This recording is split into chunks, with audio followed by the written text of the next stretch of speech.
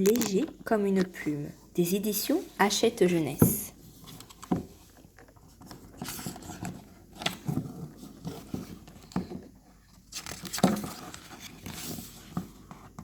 Brise était née au pays des vents, dans une vallée joyeuse où coulait une rivière, où se dressaient des arbres majestueux et un village avec des maisons de toutes les couleurs. Pourtant, Brise n'était pas très heureuse, car contrairement aux autres vents, quand elle se promenait dans la forêt, les branches des arbres ne bougeaient pas. Quand elle gambadait dans la prairie, les fleurs restaient bien droites et se moquaient d'elle en la traitant de bébé vent. Brise admirait les grands vents. Lorsqu'ils couraient sur la rivière, l'eau tourbillonnait. Lorsqu'ils éternuaient dans la rue des villages, les chapeaux s'envolaient et les fenêtres claquaient. La nuit, elle rêvait d'être comme eux.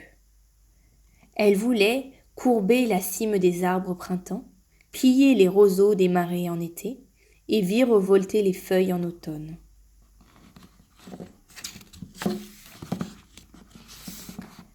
Un jour, elle repéra dans un champ un tas de foin fraîchement coupé et alla souffler dessus de toutes ses forces. Une brindille se mit à bouger. Une autre dégringola, et Brise crut qu'elle y était enfin arrivée. Mais elle fut bien déçue en voyant qu'un criquet sortir de la meule en bâillant. « Qui souffle quand je dors ?» demanda-t-il en s'étirant. « C'est moi !» s'écria Brise. « Je suis désolée, je ne voulais pas te réveiller. »« Ce n'est pas grave, répondit le criquet. Mais à quoi je tue ?» Et Brise, qui avait besoin d'un ami, se confia à lui. « Je vois, dit-il après l'avoir écouté se lamenter. Le criquet grimpa sur la meule de foin et demanda à Brise de souffler sur lui. Brise gonfla ses joues et souffla. Le criquet se courba en avant et ses ailes se dressèrent en arrière. « Pas mal, dit-il, pas mal du tout. J'ai bien failli m'envoler. »« Tu as bougé tes ailes juste pour me faire plaisir, » protesta Brise. « Tu vas aller trop vite, » lui expliqua le criquet. « Et c'est ce qui te décourage. Tu dois être patiente et apprendre à grandir. Quand j'étais un petit criquet, j'arrivais à peine à sauter de quelques centimètres. Maintenant, je fais des bonds qui m'amènent très loin. D'un saut, je peux aller jusqu'à la grange que tu vois là-bas. »